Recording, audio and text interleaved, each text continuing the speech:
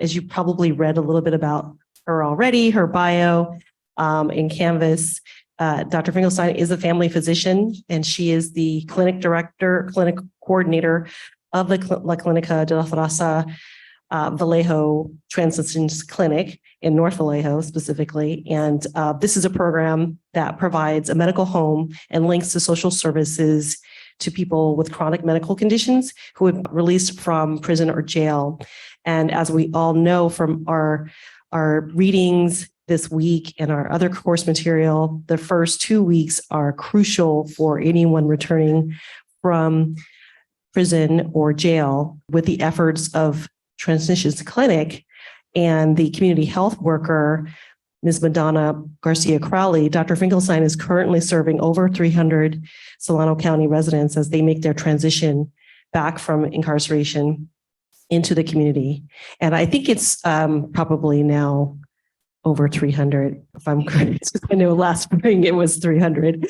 And so building on La Clinica's history of providing culturally appropriate, high quality and accessible healthcare, expanding the scope of their services in Vallejo in order to better address the needs of former prisoners. This is the work that Dr. Finkelstein has been championing. And she currently, she's providing services that have initiated on-site rapid Hep C testing, Hep C treatment, buprenorphine maintenance therapy for people who have opiate use and disorder, and has been also actively working to start a syringe exchange program here in Solano County. Dr. Finkelstein attended medical school at USC. She also completed her master's in public health with an emphasis in health promotion and prevention. And she completed her residency in family medicine at the Kaiser Los Angeles Medical Center. So Dr. Finkelstein continues to advocate passionately for a more just criminal justice system and for healthcare for all. And really, this is important. I wanted to highlight this. Dr. Finkelstein and Ms. Garcia Crowley are highly valued community partners here at Toro. They have collaborated with us at the public health program on a number of research projects, and they've really helped to shape new public health experts as field study preceptors.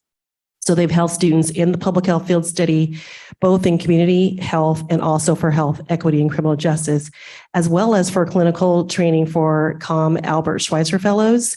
We've had students interning with Dr. Finkelstein to support the efforts to develop a medical legal partnership between Transitions Clinic and Legal Services of Northern California to help address the needs that are so overwhelming. It's not just medical attention that this population is really needing. It's everything around housing, security, food, transportation, access to education, job training. And so with this medical legal partnership, it is really going to provide a lot of support for providers and for social workers who are already doing the work. They're doing so much more than treating their patients for chronic diseases.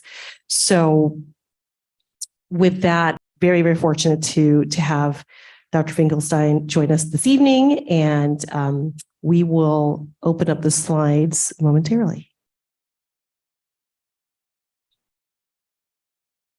Great. Thank you so much, Professor Kelly. I'm going to share my screen now. And, all right.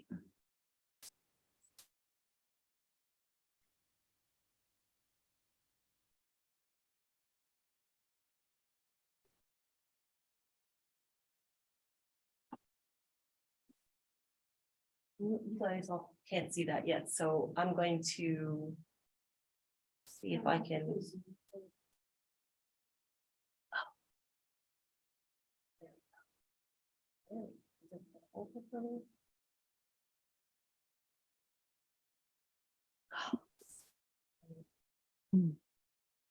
Right when I need my IT friend.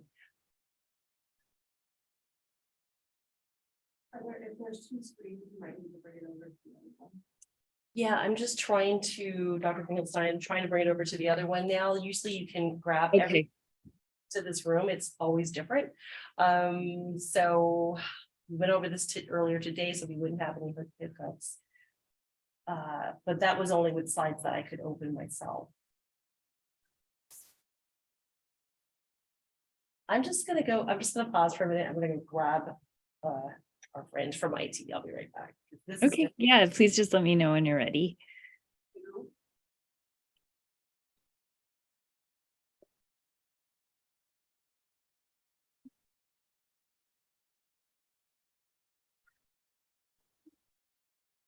Oh.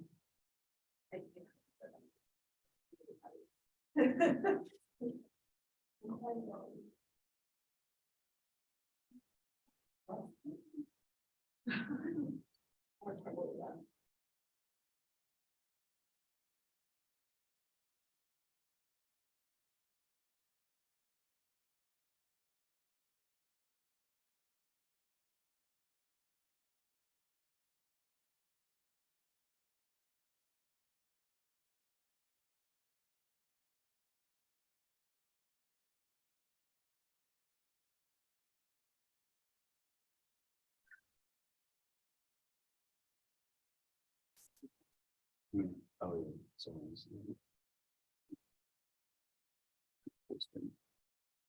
So just double click that if it does that. So sometimes it just, if you double click the window. You have to double click it. Okay, great. Okay, now we can all see it. So it'll probably be. Try to open it on this. Okay. Sometimes it'll do it. Oh, computers. Thank you so much, and thank you for your overtime today. Really appreciate it. No worries. Okay, Dr. Finkelstein, we can now proceed and we can see everything correctly. On the Okay, screen. perfect. All right. So thanks again for having me. I'm Dr. Ann Finkelstein. I'm the Transitions Clinic Coordinator at La Clínica de la Raza in North Vallejo. And I'm going to be talking today about reentry and about our program for people coming home from incarceration. So we'll talk some about what we call the collateral consequences of incarceration, which are some of the issues that people re-entering the community after incarceration face when they come home. We'll talk about some examples of interventions for better homecomings, focusing on particularly those that are local to Solano County and to the Bay Area. Say a little bit about the Transitions Clinic model, and then specifically about our Transitions Clinic here in Vallejo. So this is a picture of San Quentin Prison. This was taken in the early 2000s. And I think this photo really captures just in one image a lot of what we think about when we think about health and incarceration. So I think when we talk about reentry, it's important to think about what environment people are coming out of.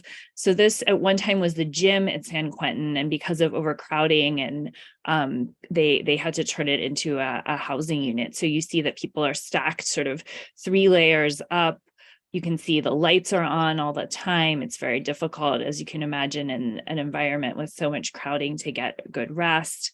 If you think about challenges to health like infectious disease, obviously, especially thinking post-COVID, if one person in this gym gets ill, so many other people are going to get ill as well. In terms of mental health, again, the crowding is a huge challenge. People don't have personal space. And because this was the gym, now these people don't have a place to exercise or to stretch their legs. So I think this photo really encapsulates a lot of the health challenges that people face while they're incarcerated. And then, as we know, most people come home. So 95% of incarcerated individuals in the United States return home eventually, and that's about 650,000 per year. More people came home during the pandemic, and we'll talk some about that. And people returning home, unfortunately, have high rates of mental illness, substance use, chronic disease, and communicable disease. And we know that for these reasons, people coming out of prison have high rates of morbidity and mortality. And I believe you took a look at this study that came out of Washington State by Binswanger et al. That looked at what happens to people in those first 2 weeks in particular after incarceration. We know that anyone with a history of incarceration in this study had an overall adjusted risk of death that was 3.5 times higher than the general population. But if you look in particular at those first 2 weeks when people come home, that risk was 12.7 times higher than in the general population. And some of the leading causes of death were drug overdose, cardiovascular disease, homicide, and suicide. And we'll look at some of those some of the reasons why those first two weeks in particular, but in general, the early period when people come home are so dangerous. So there's a lack of discharge planning in many prisons, lack of post-release programs. People are often returning to neighborhoods that don't have a lot of good resources. They may face a lack of social capital. A lot of the bonds that connected them to family and friends during their time away may have eroded, and so they may not have family or friends that they can go to for support.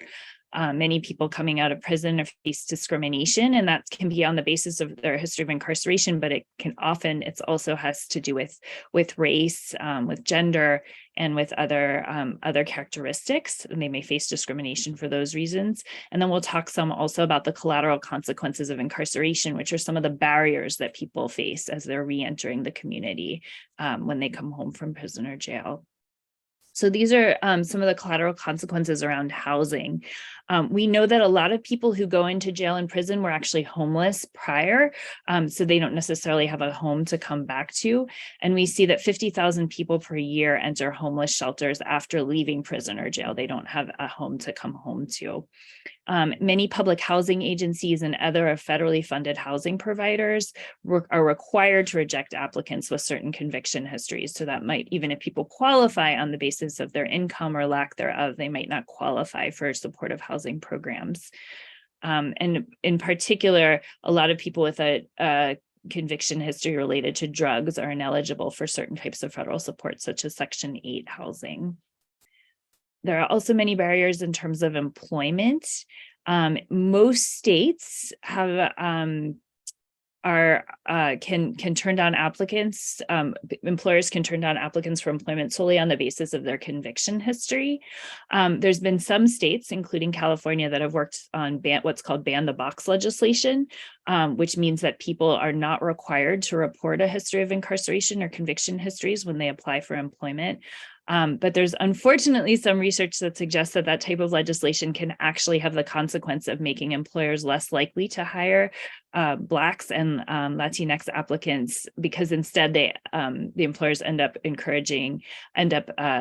discriminating on the basis of race rather than incarceration history, which is very unfortunate. And we know that having a criminal history decreases the chance of a callback or a job offer by nearly 50%.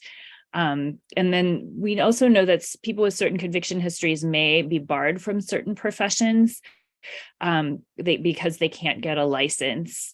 Certain government contracts do not permit people with certain conviction histories from filling those roles or getting certain types of business licenses. Some other collateral consequences of incarceration that I want to highlight. A big one is food security. There are many states that bar people with some felony convictions from receiving food assistance from the SNAP program, or what's often known as food stamps. In many states, people coming home from prison, if they have a felony conviction, they're barred from voting, in many cases for life. In terms of family reunification and family courts, there may be restrictions on child custody, on their ability to foster or adopt children that are related to their incarceration history. And of course, with immigration status, we see a lot of non-citizens facing deportation after they've served time. They're turned over to ICE and they may be deported from the country. Education is an area where we've seen some reversal of some of these collateral consequences recently. Historically, most people with a history of incarceration were not eligible for federal student aid if they wanted to pursue higher education. Now that's no longer the case, so that's a big win. But it is still true that people who are currently incarcerated and people who have certain conviction histories, particularly charges around sexual crimes, may not be able to be eligible for student aid to pursue higher education after they come out of prison. And then I just want to highlight some populations that we see it being at particular risk when we think about reentry and reintegrating into the community. In California prison system, people who are convicted of certain crimes around sexual conduct are referred to as 290s. And those folks are unfortunately specifically barred from many supportive housing programs, from substance use residential programs, from sober living environments, and they're restricted from living close to schools. So that's a major challenge there in terms of housing and the transition out of the prison system. We see elders really struggling. They may have been incarcerated for a long time. And as I mentioned previously, there can be a real loss of social connections. People who are older also often face real challenges with technology. You can imagine coming out of prison and having never seen a cell phone or a computer with the internet. There's a really steep learning curve there for a lot of people because we take these technologies for granted, and there's so many things that we use them for. People with chronic illnesses are at particular risk as well. Many people come out of prison without being linked to ongoing medical care. We often see people released with a very limited supply of medications, of 2 weeks or a month, and they don't have time before that runs out to get into medical care in many cases. People with a history of substance use are at increased risk as well. We saw with that Binswanger study that overdose and death from drug overdose is a huge risk in those first 2 weeks. People may have been in conditions of enforced abstinence within the prison, and then they come home. Maybe they weren't given the skills they need to sustain their recovery. They end up using drugs again, and then they may overdose. Some of the challenges I want to highlight also during the pandemic, there were some additional challenges. We've seen, unfortunately, over 90,000 cases of COVID-19 within the California state prison system, and over 250 deaths from COVID. Many people may remember the outbreaks that we had early in the pandemic, particularly at San Quentin Prison, which is what's illustrated in the slide there. And that was related to people being bused from one prison to another without being tested for COVID-19 first. And we saw people getting sick from COVID across the prison system as a result. There was movement to get people home during the pandemic. And so we saw some people being released early, but unfortunately there was a real lack of pre-release planning. So people weren't being set up with supportive housing. They weren't being set up with the supports they needed to make that transition successfully. And particularly in the early pandemic, there were a lot of changes in the job and housing markets that made for difficult choices. So people might be older, they might have a lot of chronic medical conditions, but the only kind of jobs they could get were very public facing. And before vaccinations were widely available, those jobs were very dangerous for certain people. And again, we saw a real increase in drug overdose deaths, as many programs that were previously available for treatment for people with substance use were shut down or partially shuttered during the pandemic. And that definitely affected a lot of people coming home and the outcomes they had. I want to highlight some strategies for successful reentry and for successfully engaging with a population with a history of incarceration. And these come from the Transitions Clinic Network. So it's really crucial to include individuals and communities impacted by incarceration in program design, implementation, and evaluation. I know that you're learning all about that at Touro University, so I won't go into more detail there, but again, really important that people who are impacted be included. Addressing social determinants of health is crucial. Just writing prescriptions for someone's medications is never going to be sufficient. You really have to look at the big picture. What's their housing situation? What are their income opportunities? Do they have access to healthy food, etc.? It's really important that we aim to empower participants. Many people in prison aren't taught to manage their chronic illness. They're just handed pills. They're not educated about the disease process or how to take good care of themselves. So that's something that's really important that we work on when people come home.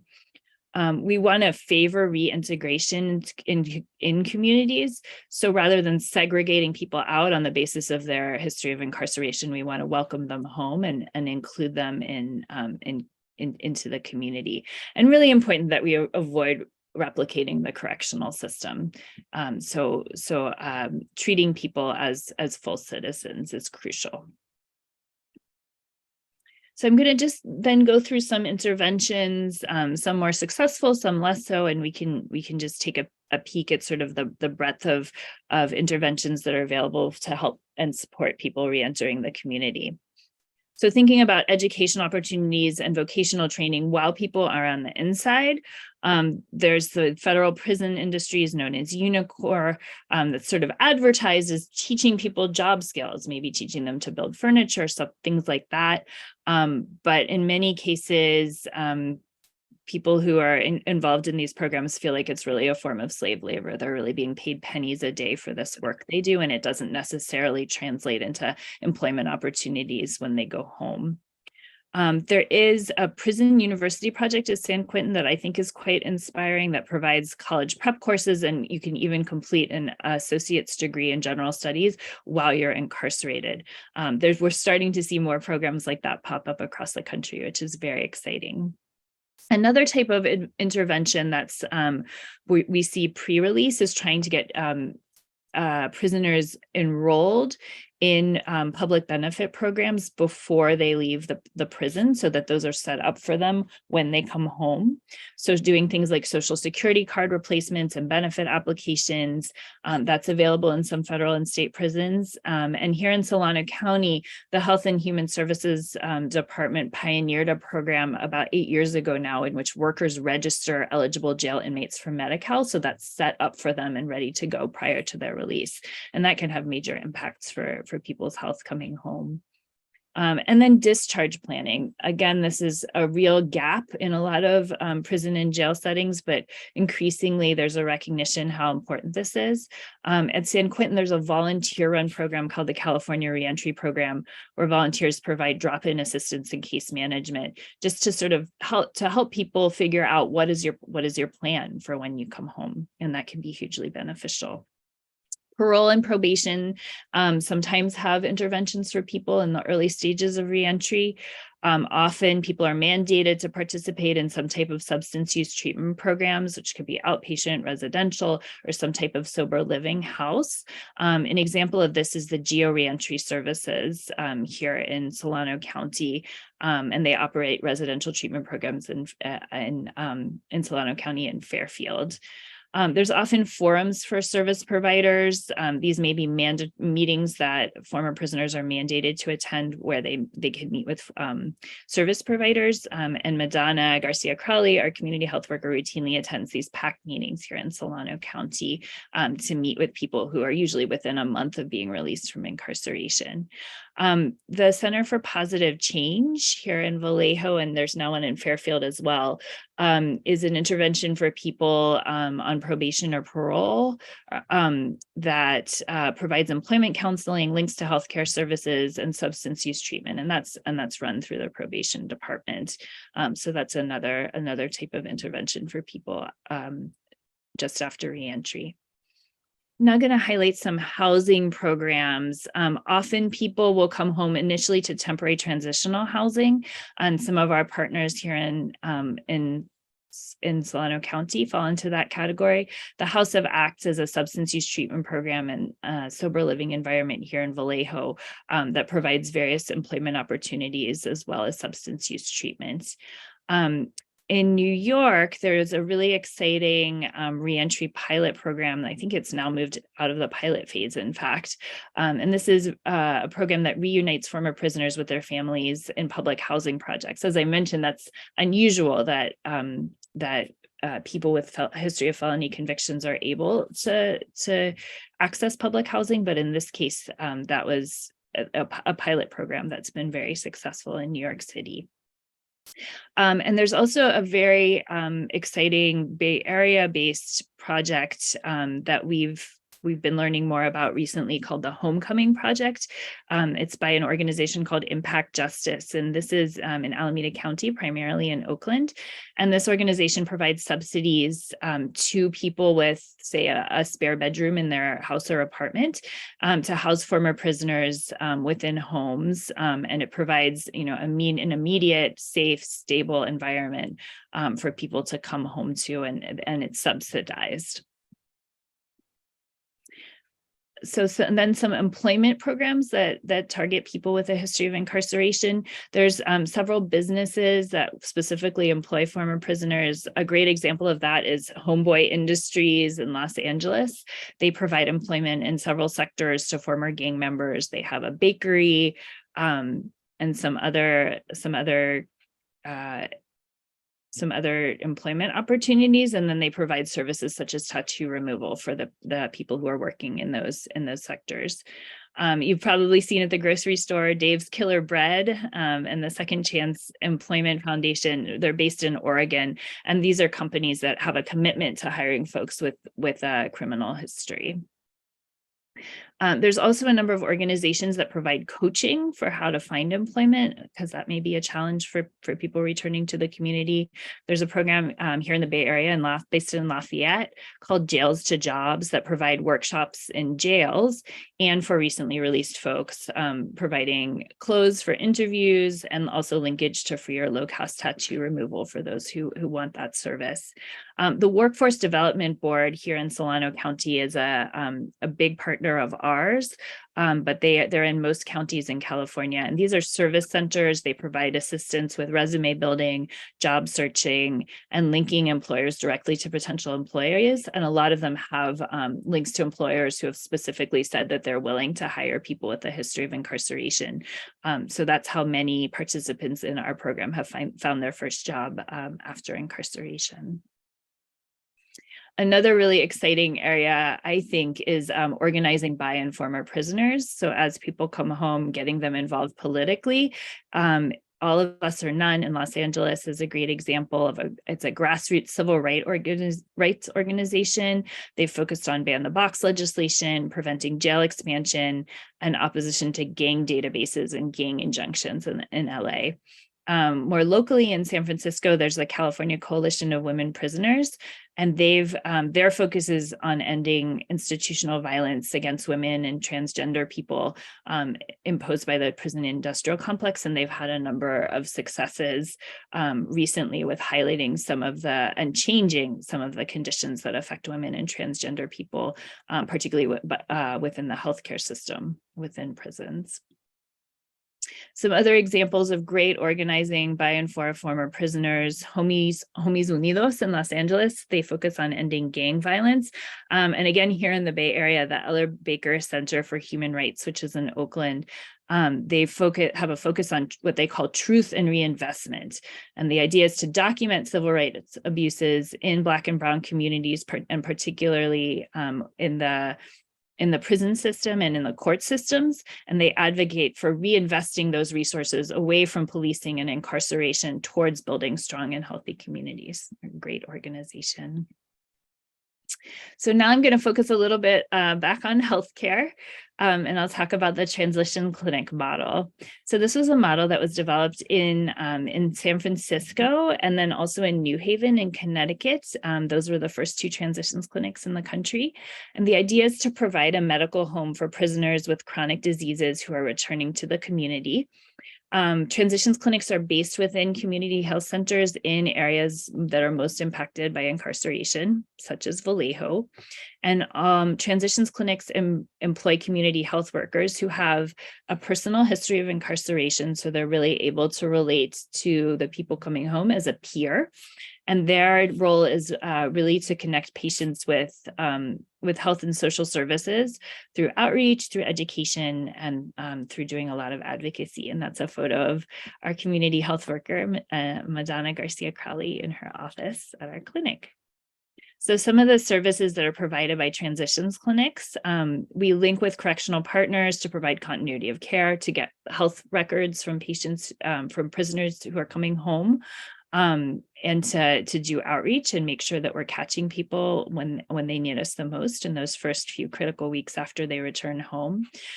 We aim to provide easy access to comprehensive primary care, patient-centered medical services, an attitude of cultural humility. We understand that we're learning from our patients as much as we're teaching them.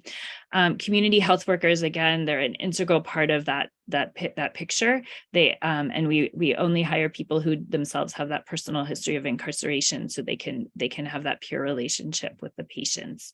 And we form close partnerships with local reentry organizations so that we're looking at health, but then also addressing all the social determinants of health as well. So this is some of what what the Transitions Clinic Network has found. A randomized controlled trial. This was one of the first studies done on transitions clinics using the San Francisco Transitions Clinic, showed a 14% reduction in utilization of emergency rooms for healthcare by people who are involved in the program, which translated into an average cost savings of $912 per patient in that study. So just looking at how per year. So just looking at what happens when you really engage someone in a primary care setting, they're much less likely to use the hospital as a place where they get medical care. There was then an implementation study involving multiple clinics within the network, and that showed even greater cost savings, also improved self-reported health status. So people felt like their health was improving based on involvement with the transitions clinics, and very low rates of recidivism. And we've seen that multiple times in analyses by transitions clinics. When we provide support for people coming home, they're much less likely to go back to prison. So just turning our attention now to Vallejo, we know that unfortunately Vallejo is a community that's been really deeply impacted by incarceration. We saw 1,500 people paroled from state prison to Solano County in the year 2011, an additional 800 people the following year, which was after realignment, which is when more people were being sent more to jails from the state prison system. And these numbers are from 2015. We saw over 3,000 people under supervision by probation in Solano County. Of those, 31% were in Vallejo, 22% in Fairfield, and the rest in the remainder of the county. And Vallejo continues to have some really severe resource limitations. So when people come home, there's a lack of medical resources. We continue to have limited community clinic capacity, limited specialty access. So people who need to see specialists like pulmonologists, cardiologists, rheumatologists, it can be really challenging to find those specialists within the county, especially for patients who have Medi-Cal as their insurance. There's real limitations in terms of mental health resources, and unfortunately, this has only gotten worse with the pandemic. And really limited local substance use treatment resources. That we're improving a little bit in that area, but it's slow going. And in terms of the social determinants of health, affordable housing remains a challenge throughout the Bay Area, and Vallejo is definitely included in that. We see significant homelessness for people returning home from incarceration within our community. There's a lack of shelter beds and transitional housing, and lack of job opportunities, particularly for people with that history of incarceration in our community. So our transitions clinic, this is kind of our timeline here in Vallejo. I always like to highlight sort of how it works in terms of our grant funding, because, that I think as public health students, that's always a big question. Where are you going to get money if you have these great program ideas, but how are you going to get the financial support for them? So I'll just share a little bit about our story. In 2014, that was when I first started working at La Clinica. And we identified the need for a transitions clinic here in Vallejo. So we started a dialogue with Partnership Health Plan, which is the Medi-Cal HMO for the county. They thought it was a really good idea. So they actually created a grant program with us in mind. And in 2015, they came out with these social determinants of health innovation grants. We were able to apply, and in January of 2016, we were awarded our first 2-year grant. We opened our doors September 12th of 2016. We had that funding renewed in 2018, and we were told, this was it. We were going to have to find additional funding, and we were luckily able to secure a 3-year adult reentry grant, and that's from the Board of State and Community Corrections, and they're our current funder. And we had it renewed for another 3-year period, July of 2022. So our eligibility criteria for participating in the transitions clinic, it's adults living in or near Vallejo. We do have people coming from as far as Vacaville or Dixon to participate in the program. People having chronic medical conditions, and that definitely includes mental health issues, substance use, any type of chronic condition that's going to require them to need ongoing primary care. And then a recent history of incarceration. We target people really within those first 2 weeks of release, but we'll see people who've been out for longer, certainly, and anyone with a history of prison time or who's on parole here in California. So some of the outreach that we do to find people, we have partnerships with the sheriff's office, with parole, and with probation. So often we'll get referrals from those partners, or we'll be able to find people through meetings that are convened by parole. We're also able to have video conversations with prisoners currently in the county jails prior to release, and that's something we were able to set up through our partnership with the sheriff's office. And that's really wonderful when we're able to pull it off, because then our community health worker is able to start forming that relationship with the person coming home, and start connecting them to resources they're going to need even before they're released from jail. We're able to meet folks where they are. Madonna does a lot of outreach directly in the community at the Center for Positive Change that I mentioned before, that's organized by probation, at halfway houses, at substance use treatment programs, shelters, and sometimes we're connected with people directly from the emergency rooms. So the basic workflow for our clinic, the community health worker, Madonna, does a lot of outreach into the community. We make appointments for people, and we have an hour-long initial visit with me and then with her. So we do a comprehensive health assessment with this interdisciplinary team.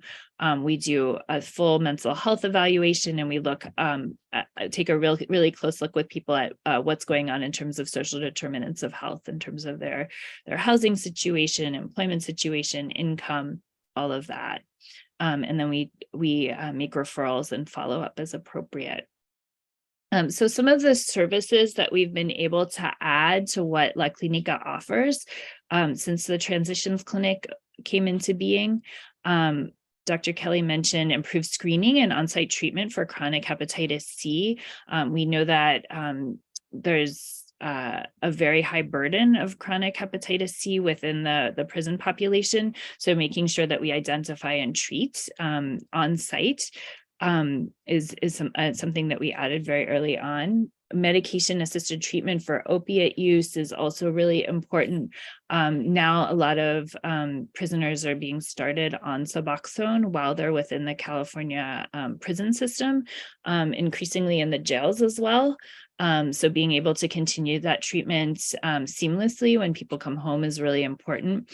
Making sure to get out naloxone or Narcan, which is the overdose reversal agent for opiate overdose. And we have a relationship with the Sutter Solano Emergency Room through a program called ED Bridge, where we get referrals for treatment and for ongoing medical care from when people present to the emergency room in withdrawal from opiates or after an overdose.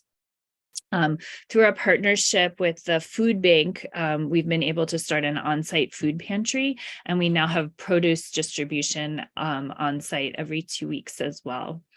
We've been working on expanding housing opportunities. We have a partnership with an organization called Shelter Inc., and they have a program called Positive Futures that provides rent support for people returning home after incarceration. And then, yes, we're really excited about our medical legal partnership, which started about a year and a half ago now with Legal Services of Northern California. So we do an assessment with all of our transitions clinic patients to identify any legal needs they may have, particularly around housing access and benefits programs, but really anything they might need help with in terms of legal services. And then those can be provided by Legal Services of Northern California. This is Madonna standing in front of our little on-site food pantry.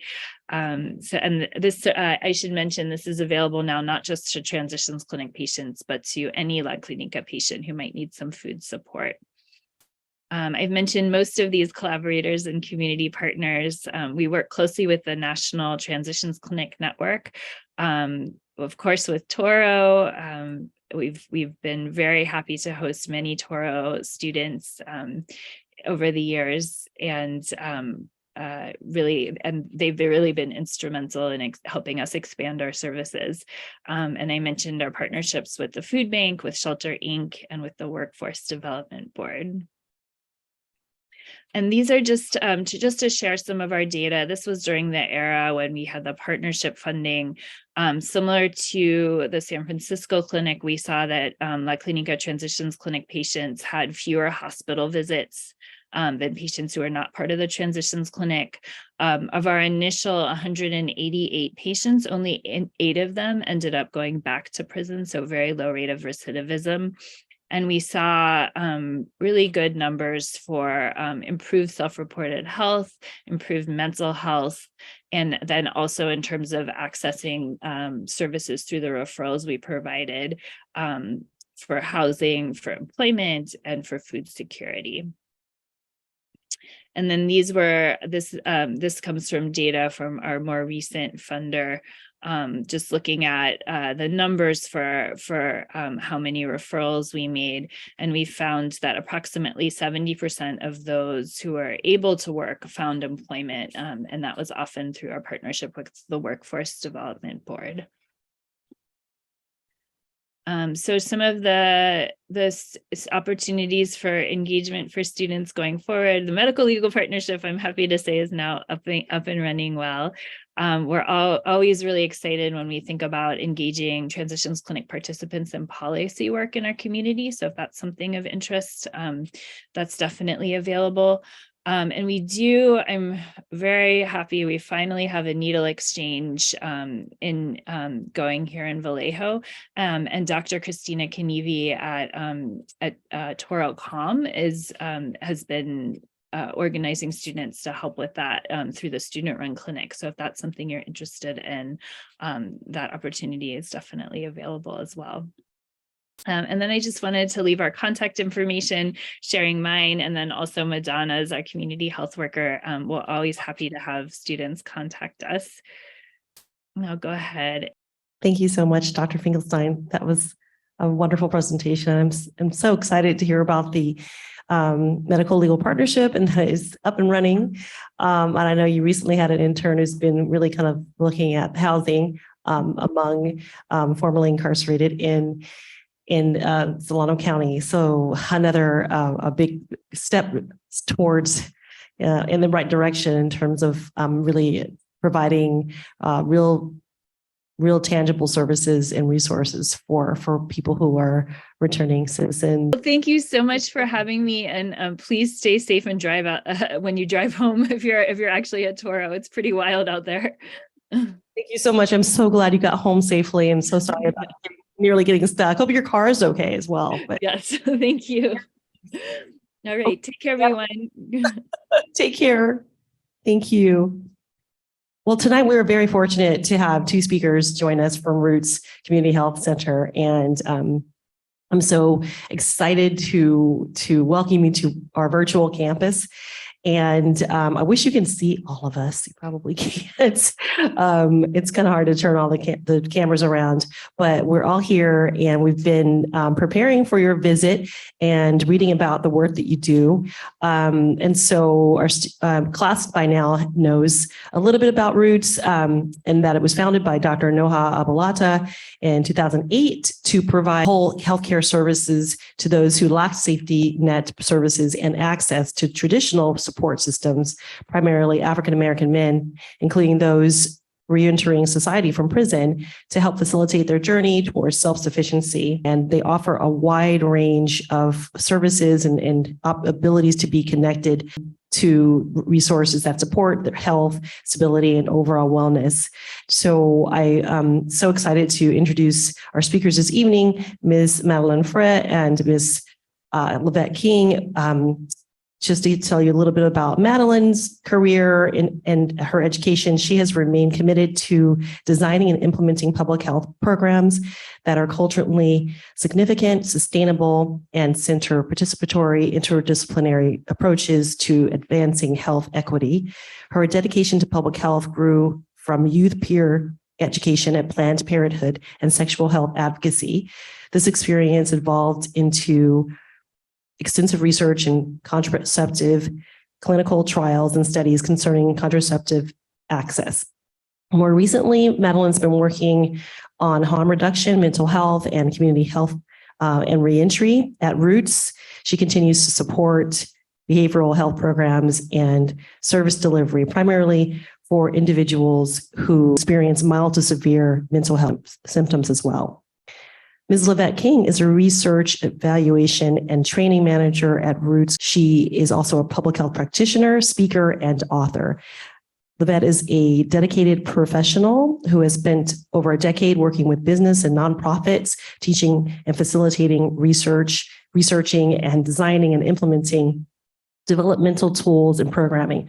Her energy and engaging speaking style have garnered repeat opportunity for her to join agencies that host professional development workshops and seminars. Ms. King holds a Master of Public Health degree from the University of San Francisco in community practice. Ms. King has also designed a framework to guide interventions address the systemic racism in healthcare. She's also recently collaborated with two Bay Area chefs on a publication, writing the foreword and assisting with several chapters of their book, Young Bros Cooking, The People's Guide to Everyday Gourmet, that was published in 2019. And she is also the author of several books, including The Radical Self-Care Flow book and journal. So the public health program is extremely thrilled to be collaborating with Roots, and we're so appreciative of the efforts of both Ms. Fraix and Ms. King, who have continued their support and education of the training of our students, especially those who have really led the trail, like blazing the trail in health equity and criminal justice in this new concentration. And to date, they have hosted and mentored 5 joint PA and PH students who are all enrolled in the ACCJ concentration. The work the students have focused on the Safe Landing Project.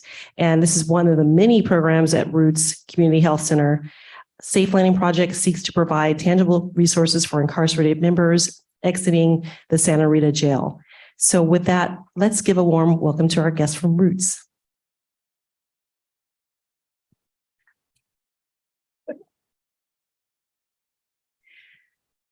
Thank you all. Well, hello, team. And I'm calling you team because you are a part of this fantastic, phenomenal public health world where we are really trying to create change. Before I start talking to you about Roots and what we do, I'm going to ask my colleague Madeline to share a video, which is a bit of an intro from our CEO, and then we'll dive right in. And we hope to leave quite a bit of room at the end for all of your questions about what we do, particularly the work that some Toro students have done with us. I can't wait to hear your thoughts on it and get some input from you. Madeline? Thanks, Liva. Let me pull the video up real quick.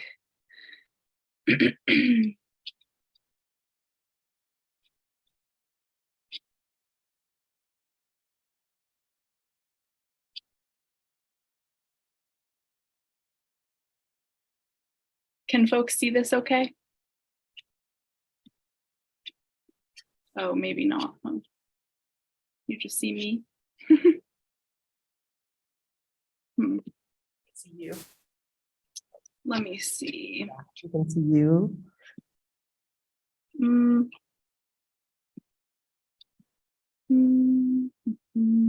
Okay.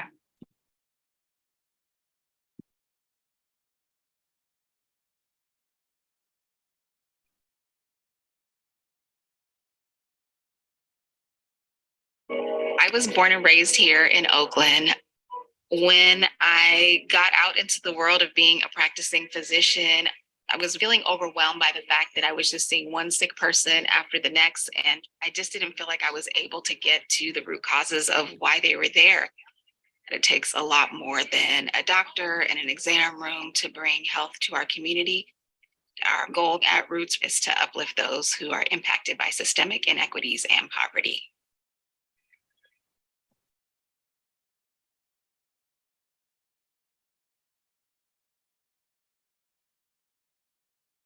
Roots was founded in East Oakland, and our population that we serve is almost 90% of African descent, primarily low income.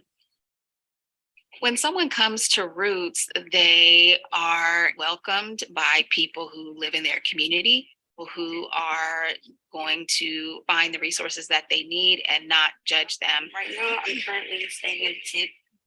They meet them where they are, whether that's literally, physically in an encampment or at the jail or on the street. I'm a client service specialist at Roots. So we can fill this out.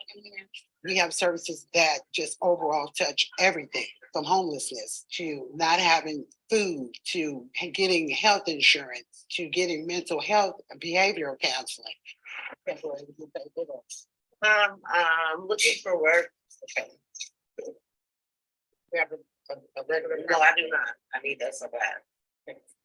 We have a regular dinner. I need that so bad. It touches every barrier that impacts the community. I've been waiting for this so long.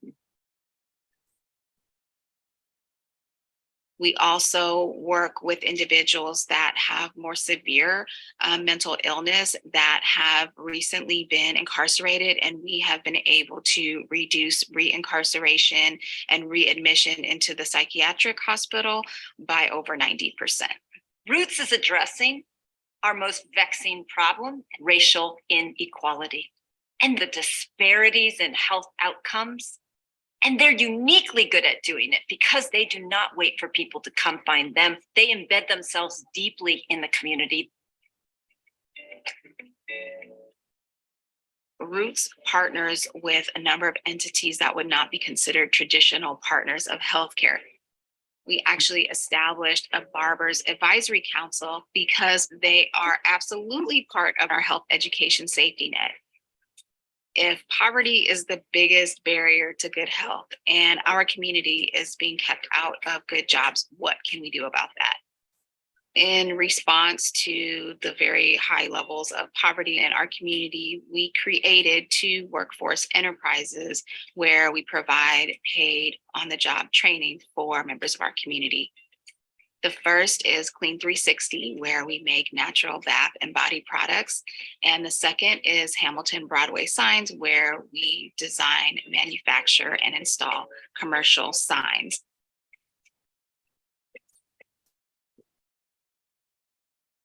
When we've achieved success, it means that people and community has moved from crisis mode into a mode of asking themselves, what do I want to see from my community? I was incarcerated for 2 years. There wasn't many options for people that are previously incarcerated for as employment. Roots helped change my life. I mean, it gave me a sense of purpose. I want to be able to do that for others. It empowers you to want to move forward and want more.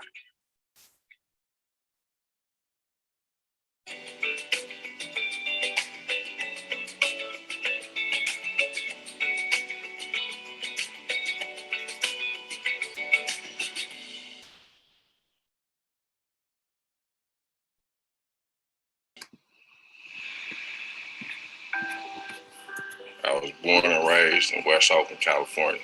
I grew up in Sorry, folks. All right. Let me pull up the presentation again.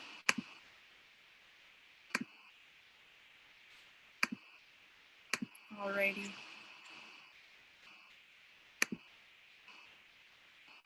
So welcome back, team. I'm so excited to be having this opportunity today to chat with you. And I hope that it is an open conversation, a dialogue about your thoughts about the work we do and the value of really reconsidering the way we look at reentry in health today. When you think about reentry health, you really have to think largely about community health. Next slide, Madeline. So when you think about Roots, we serve largely a 40 by 40 area of East Oakland. This area of East Oakland has the greatest number of social determinants of health. It has a life expectancy that is 10 years lower than if you were to just go a few miles up the hill into the Oakland Hills. It has the largest number of both food deserts and food swamps. When you consider other counties outside of Alameda, it is very difficult to find healthy food in Alameda County, but particularly in this area of Oakland. So food desert, food swamp, it's much easier to get anything that would impact your health negatively. Smoke shop, a fast food restaurant, a liquor store. There are far more of these in the 40 by 40 area of East Oakland that we serve, and these impact illness in East Oakland. So when you're working in a food swamp and you're working in a food desert, one of the first things that you start to recognize is that there are 4 words that you see on a regular basis, and they sound the same. Disinvestment, divestment, mistrust, distrust. The divestment is businesses and organizations selling off parts of their property or all of their property or businesses, and frequently selling those to organizations that are predatory. An example of this in Oakland would be in 90th Avenue. There was a restaurant that was a family restaurant that folks loved to go to on Sundays after church. That restaurant was sold. The property is now owned by a check cashing that sells predatory loans to the community. The original check cashing, I think it lasted about 5 years, but there've been 3 other businesses in that location since. All have been check cashings that offer predatory loans to the community. So that's an example of divestment. Disinvestment is when businesses stop investing completely in the community. There's so many ways that this happens, but one of the ways that I remember being the most impactful is when the mall, which was a flourishing mall, Eastmont Mall, where teens would go for movies on Friday nights. It was the hangout. It was a place where families came together and socialized. This basically became a barren wasteland for a time. And then it began to have other kinds of businesses there, some social service related businesses, and eventually a police station there in the community. And we know about the levels of mistrust, distrust between communities of color and law enforcement. One of the memories of this place before it became what it is today is that there was a Mervyn's and a J.C. Penney's there. And this is the place where everyone went to get school clothes. This is the place that you went to get your Easter clothes. This is the place that you went to go if there was anything that you needed for family fun and excitement in the community. This was the local hangout. Well, as it gradually became less and less of that, I remember one particular day, J.C. Penney's was gone. And then when I was about 16, working at one of the teeny bopper shops there, I heard screaming and crying out on the top floor. And I went out and looked, and Mervyn's had closed down. They did not tell the staff that they were closing. And I remember seeing a mom falling to her knees, crying, saying, how am I going to feed my kids? How am I going to pay my bills? They could have told us. They didn't warn us. This is what happens when there's disinvestment in the community. So we've got divestment, we've got disinvestment, and then we've got mistrust and distrust. Now that happens in all kinds of ways, but today, because we're talking about reentry and health, we're really going to focus on healthcare.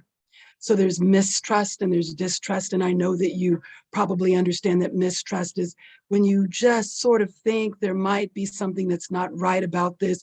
You're not really sure, but you don't quite trust it. Distrust is when there's something that's happened that's given you proof that you should not trust this entity. That's what we were dealing with when Roots was founded, that there was distrust and mistrust in the community. Keep in mind that there are folks in the community who have relatives that were in the Tuskegee experiment that ended in 1974. So they have uncles who died because they weren't given penicillin that existed that could have cured an illness. So we're constantly trying to build up trust and let folks know that we're, a place that you can come to, not just for your healthcare, but for your whole healthcare. Because as a clinic, we do so much more than offer healthcare. We also offer all of those things at the bottom of Maslow's hierarchy of needs that we call wraparound services. Next slide, Madeline. So in the beginning, what we noticed when Roots was being founded is that, of course, there are wide disparities of health outcomes for East Oakland residents, that there's a disparity, there are disparities in life expectancy. Like I mentioned before, 10-year difference in your life expectancy if you just go about 5 miles away from East Oakland, still in Oakland, mind you, but up the hill. The criminalization of behavioral health issues. Thank you, Toro students, for helping us largely with this. You've been helping us with quite a few tools that we're using now to support our clients around not going back to jail when you really need behavioral health support. And we'll get a chance to talk about that a little bit more. Disproportionate burden of chronic health conditions. When you are in an area that has the highest social determinants of health in the county, there is diabetes, there is high blood pressure, there's asthma because of the freeways surrounding, lack of green space. All of these things lead to chronic health conditions, which we're constantly fighting in the 40 by 40. And then there's a disproportionate contact and overrepresentation within the criminal justice system, which I know that that's part of the reason why you're here today and why you've chosen the particular program that you're in. Next slide, Madeline. So when you think about all of the services that Roots provide, the first thing that you should really think about is that for us, most of our clients come not for the healthcare, they come for the wraparound services. For example, on Welcome Wednesdays, we have folks that stop in and they ask for therapy appointments. They can receive a walk-in therapy appointment with the therapist will stay there until we see the last client. They come in all the time for food access. Why? Food desert, food swamp. That's what the 40 by 40 is. Here, we'll give them hot food. We'll also give them groceries. Housing, they come in for support with housing. We have paid for folks to be able to keep the housing that they have. We've also helped folks find housing. And when Madeline and I were working with safe landing participants, we're going to talk a little bit more about safe landing shortly. One of the main complaints that they had is that when they were released from Santa Rita, that they needed a job and that they needed housing, and not having a job or housing led to them being back in Santa Rita. We offer social supports. We have many, many community advisory boards, even some run by youth. We support legal status. We support with substance abuse, education, and employment. In fact, our pipeline, you're part of our pipeline because you come in, work with us, learn things that you may not learn from books in school, get to experience what your ideas look like, not just on paper, but in action. If you're interested, you also get to stay and work with us. And we love that. We love having you as that kind of partner. We are partnered with over 40 academic institutions. In this past year alone, we had over 90 interns supporting us in the work that we do. We support with financial security. And of course, I mentioned with mental health. And let me drop back down here to the left with mobility and communication. When a client can't make it to the doctor's office because they don't have transportation, or because they are not able to get there on their own, maybe they need support physically, or if they can't communicate with a doctor, we have something called a health navigator. The health navigator will call an Uber that will pick that client up and bring them to their doctor's appointment. The health navigator will also be culturally congruent, meaning that they speak the language of the person that they're supporting. And the health navigator sits between the client and the physician, and they'll attend appointments with the client. They'll also explain things that the doctor has said that they want the client to do to improve their health. So we look at that navigator as an incredibly important part of the healthcare team. And it's actually the navigator that addresses all 10 of these vitality domains when they first meet the client. Next slide, Madeline. So I'm not going to go through all of these services offered. This is about 22, but you should know that we have over 40 programs at Roots. And within the programs, there are programs frequently as we get new partners and reach out to community members to broaden what we're able to offer to the community. Sometimes it's businesses, sometimes it's people, but we look at all of these as assets: people, businesses, nonprofits. They're all assets that help us grow. I am going to point out in the middle of this, I guess it's your left side, you'll see Oakland Stomp. And that is a street medicine team that goes out, and because there's some folks that would never come to us. Some of those folks are unhoused, and some of them are people that have mistrust, distrust. We will go out to specific areas in the community, and everything that we offer at the clinic, we offer through that mobile unit. Above that, you see pediatric medical care and adult primary medicine. We offer all of the things that any other clinic would offer in that regard. In this middle row, you'll see community healing and family first engagement. I want to bring this up because there is a false narrative that in communities of color, we don't care about family. And I want to just have you think about all of the ways in which people need to sometimes deny family in order to qualify for resources. And then the results of that being that, of course, they get the resources, but now there is a government record saying that there's a broken home when there's really not a broken home. And I think that this community, the 40 by 40, suffers from a tremendous false narrative about how broken the homes are. There are many homes that are full and whole with working family members, but they are working and still making minimum wage, and in some cases, not making minimum wage and just scratching by. At Roots, we do work to support those families as well with education, and even in our workforce development programs. What would cause someone to be making less than minimum wage is taking whatever job that they could get to support that family. And in taking that job, they're choosing to do that instead of doing something that would be illegal, that would cause them to be re-incarcerated.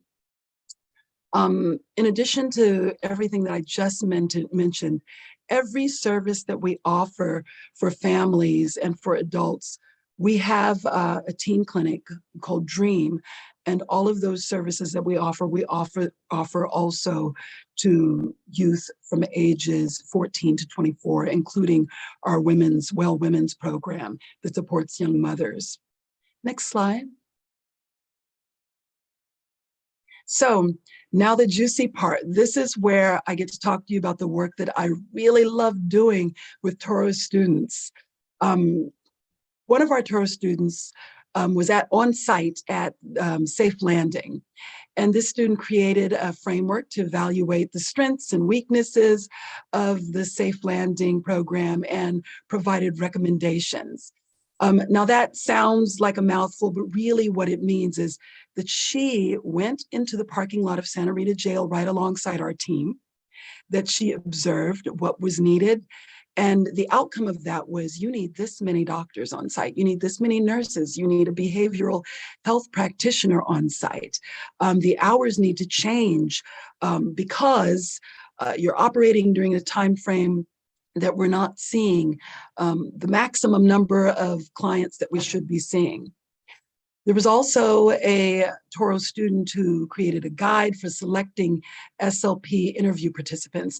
And this is because we wanted to interview participants to find out what happens when you leave Safe Landing. We know that you're supposed to leave the Safe Landing program, make it to Roots, and then receive all of these tremendous services that improve your life. And you're never going to go back to jail again. That's the hope. Well, that wasn't what we were seeing. And we needed to examine where we were falling short, where are the holes in our program. Well, a Toro student created a guide that told us how we should choose who we're going to interview from Safe Landing so that we maximize the information that we received when we were holding our focus groups and interviews.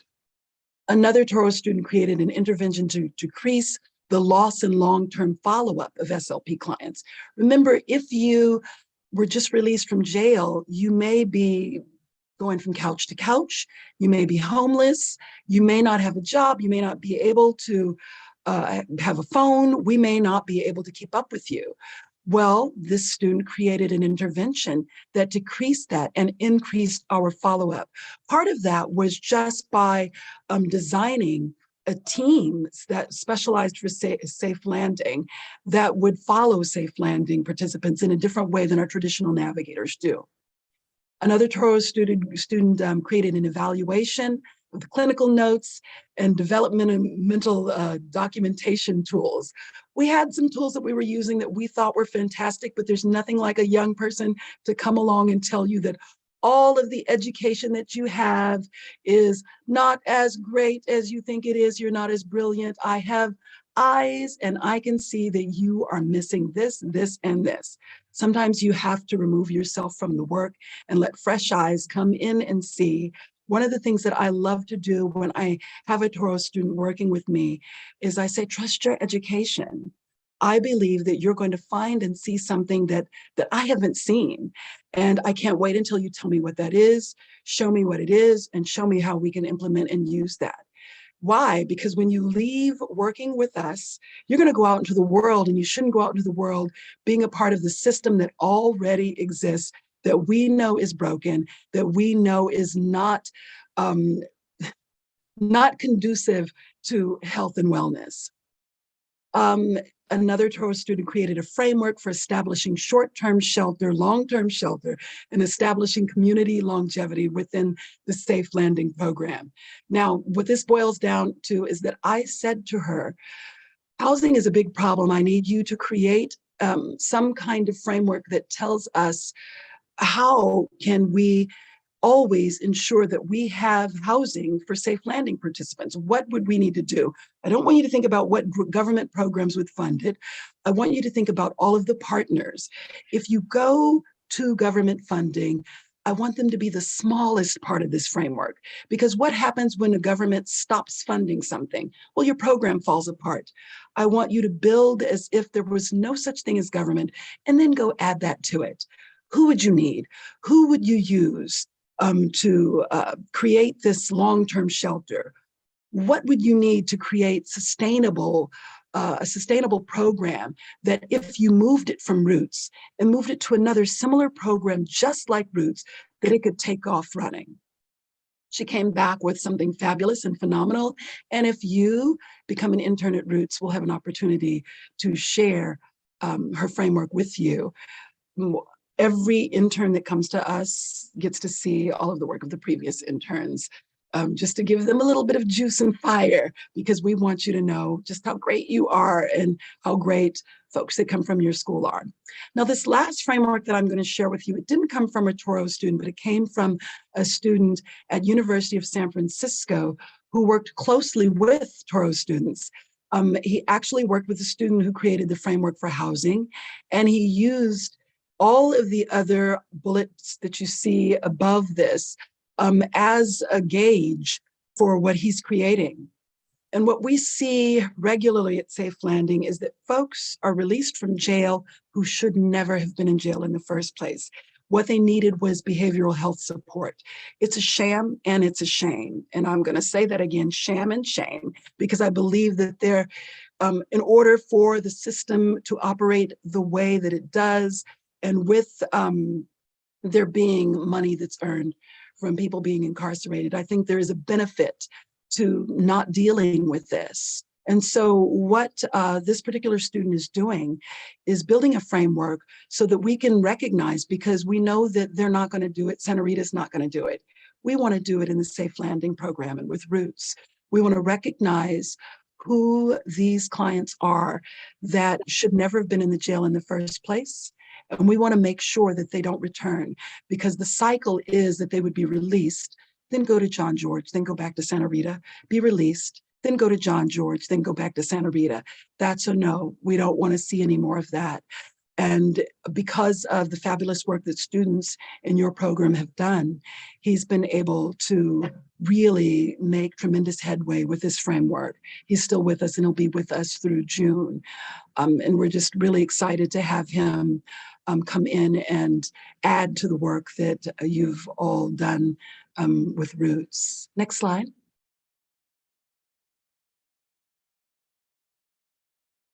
And I'll actually turn it over to you now, Madeline.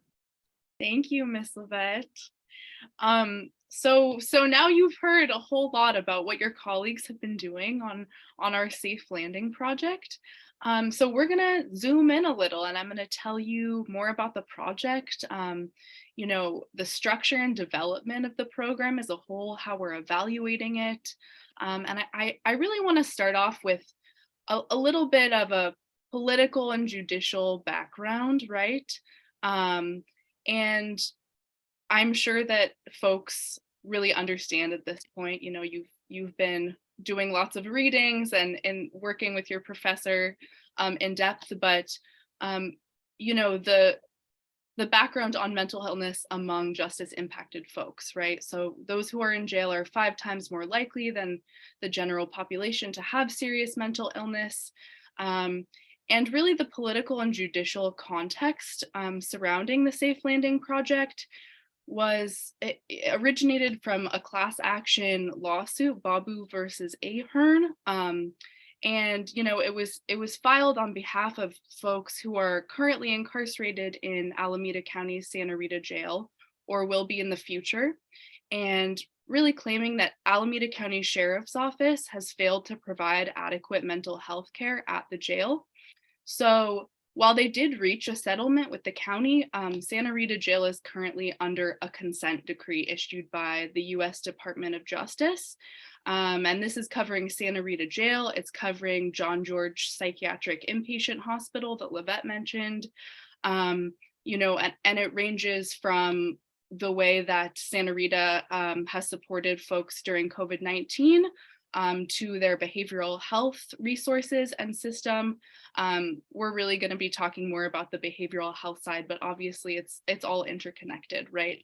And I just want to acknowledge that Safe Landing is addressing one piece of this huge puzzle, and one that's very, systemically challenged, as we all know, and has extreme structural issues based in structural racism. And, a settlement is not going to solve the problem that we have at Santa Rita Jail. And Roots has made an effort in our work since 2008 to really build community trust.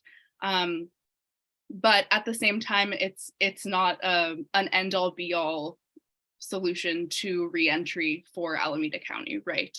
But it is a step forward, and our staff have extreme expertise and have been working diligently to try to work with the county as much as we can. And with that being said, so here's a picture of our trailer, which is our Safe Landing program stationed outside of Santa Rita Jail in Dublin. So folks are being released, they're walking down the ramp. Folks are released 24 hours a day. And we are not fully, open 24 hours a day yet, but our staff are there to help folks with both immediate release services and connecting them to follow-up services, right? So what are you gonna need, not just right now, right at release, but once you get back home, do you need a place to stay? Do you need to get connected to a job? And then all of the other pieces that Livette really mentioned with our wraparound services previously. So here's a bit of an overview of the program. Our pilot began in 2020, and we've been going ever since. We're now at 2 years, over 2 years, and transitioning out of pilot. And we really worked through the COVID pandemic, working through those challenges. Luckily we were outside working with folks, but COVID definitely had its challenges.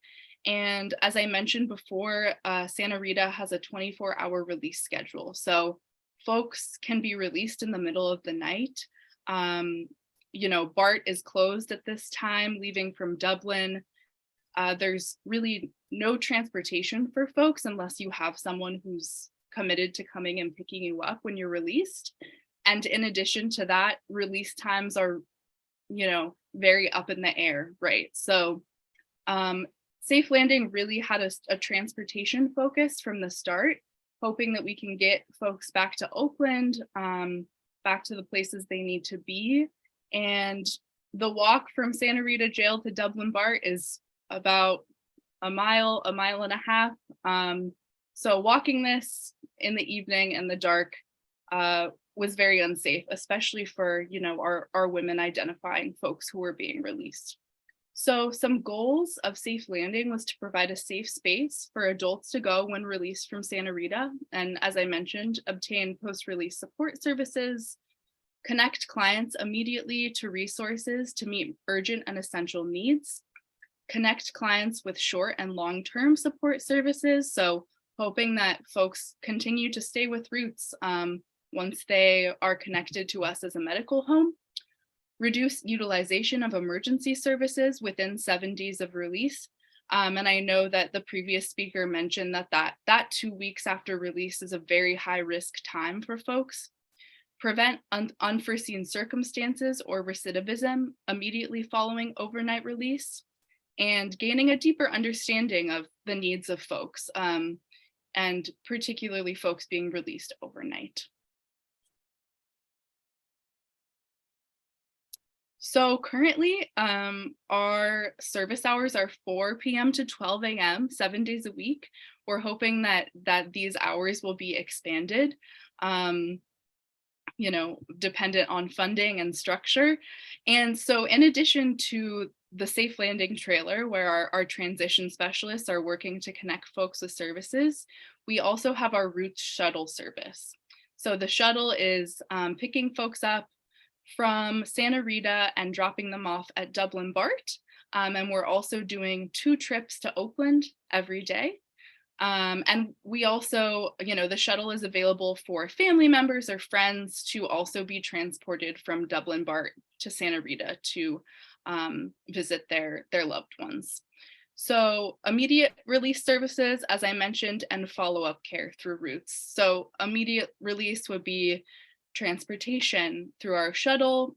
If the shuttle is not there, or if someone needs a specific destination, we can call them an Uber, or we can provide them a phone to call for their own ride. We're doing Medi-Cal and CalFresh enrollment on site. And so this is super critical, right? As a lot of folks aren't set up with Medi-Cal or CalFresh when they're still in Santa Rita. So making sure that folks can get that resource right off the bat is very important. We're also doing homeless management information system enrollment. So ideally connecting people to permanent supportive housing opportunities as soon as possible. Our health navigators will usually be following up on these opportunities once they get to Roots.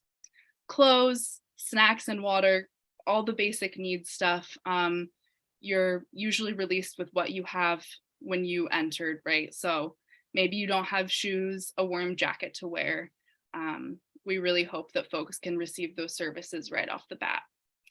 And then our follow-up services, right? So those 22 programs and services that Livette kind of glossed over, our primary care and behavioral health. We do have behavioral health programs that are specific to justice impacted folks at Roots. So those would be our NIA Care and AFIA Care programs. NIA Care is actually specific to individuals on AB 109 probation in Alameda County and experiencing mild to moderate mental health symptoms. And AFIA Care is for our SMI or serious mental illness clients who have justice experience. We have our employment resources and our housing resources that our navigators are very, have lots of knowledge on, and then we're doing benefits enrollment and support groups. So we're really hoping that, the door can open up to folks connecting with all of these services once they do an intake with us. So here's a little snapshot of our Roots shuttle schedule. As I mentioned, we're dropping folks off at BART and Eastmont Mall in Oakland. And a highlight of the number of folks we serve just in year 1. So this is a huge accomplishment. Our staff on site should really be proud of this. And, we really encourage folks to, see our program as more than just a number, right? So Livette and I have been working to interview clients and really understand how this program has impacted them and, the challenges and successes of reentry in addition to how we can make the program better. So that's super important to us as we have evaluated the program over the past 2 years in the pilot phase. So a couple successes and challenges that we've experienced and our staff has experienced during the program duration. As I mentioned before, we're enrolling clients in HMIS, CalFresh, and Medi-Cal on site. A majority of these applications are completed on site. Some applications will be completed later on at Roots. We're coordinating with our Roots shuttle service and then connecting folks to Roots services, as well as external services. So BACS, EOCP, and BOSS. Our health navigators are very well connected and have developed strong relationships with external resources as well. And some challenges are absolutely our physical structure, right? Our staff have been working out of a trailer for the past 2 years, one that you would take on vacation with your family, not necessarily one that is equipped to provide privacy for behavioral health and clinical assessments, or a comfortable space for you to relax after you've just been released, or touch base with a family member who is visiting you. And so obviously the facilities and physical structure really impacts our ability to staff the program and the hours of operation, right? Because we can only have a couple staff in a small space at a time.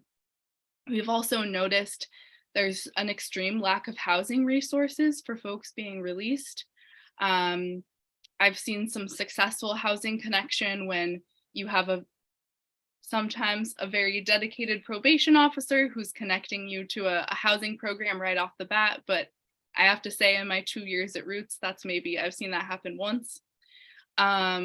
Lack of access to release data, which impacts our ability to provide discharge coordination. So what that means is we don't have access to data from the Alameda County Sheriff's Office.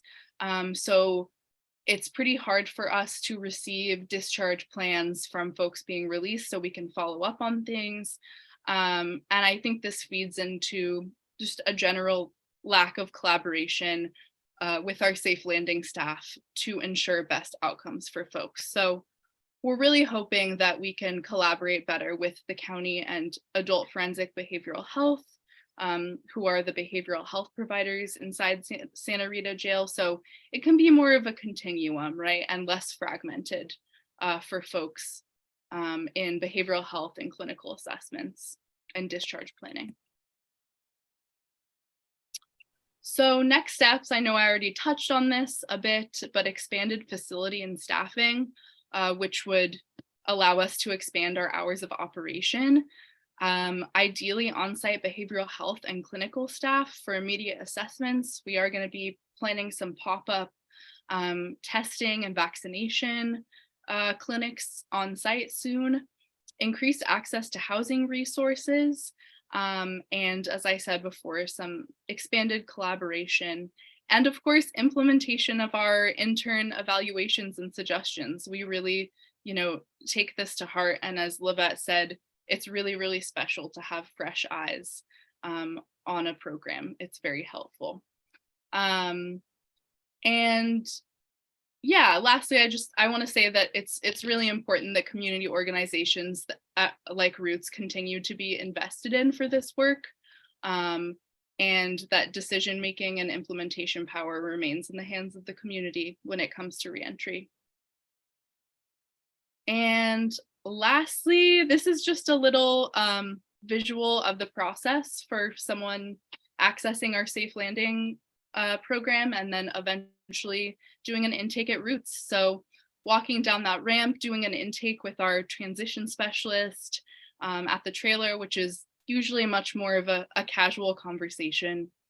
And then once we collect information from them, if they're interested in follow-up, our client service specialists at Roots will be doing outreach and ideally connecting folks with a health navigator at our main clinic or any of our clinics, and completing a full intake process. So this would, allow someone to gain access to that wide range of services. And I do have a small video clip to end with. Let me see if I can successfully share my other screen.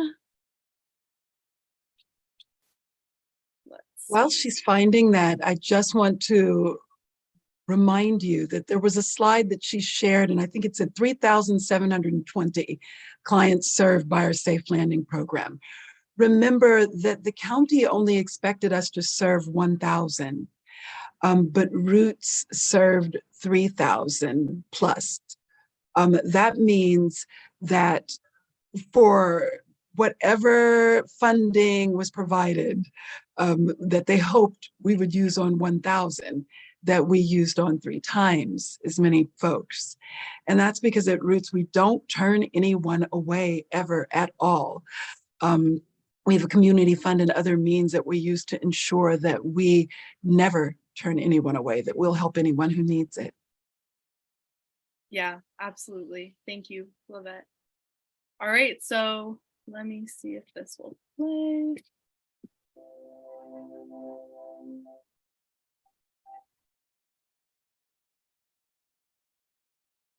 I think it was like 15 different jobs I applied for, and everybody turned me away because of my background. And then they might want to hire me and give me a second chance. You know, but you know, Roots gave me a second chance. So I'm thankful for that. My life before emancipated initially was living hell. I was on the streets, selling drugs, support my kids. Yeah, so did whatever it takes to put food on the table. I just didn't have any like hope. I applied for 100 jobs and couldn't even get a phone call back for one interview because of one charge. It's sad and it's a little depressing. It makes you want to do stuff that you know you shouldn't be doing just to survive.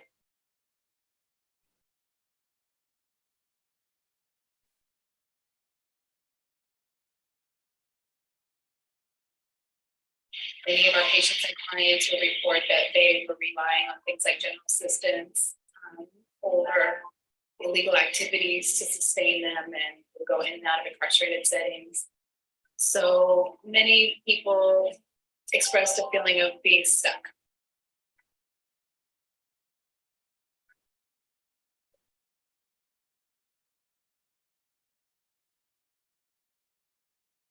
Alrighty. Thank you so much. I think that if we have time for questions, Lavette and I would love to answer them.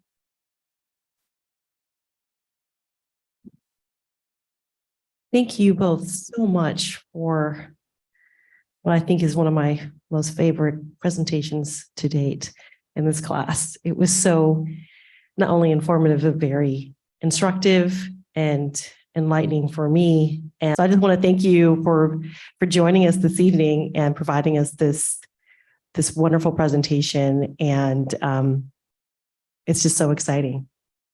So round of applause, everybody. Thank you so much. It was our pleasure. Thank you. You all have a good evening. Thank you. You have a great evening as well. Thank you so much. Much appreciation. Take care, team. Bye-bye. Thanks, everybody. Thank you so much for your fantastic questions and insights. Really, really, really glad to hear our dialogue, our discussion about that and to hear what you're interested in. So let's break at 7 o'clock.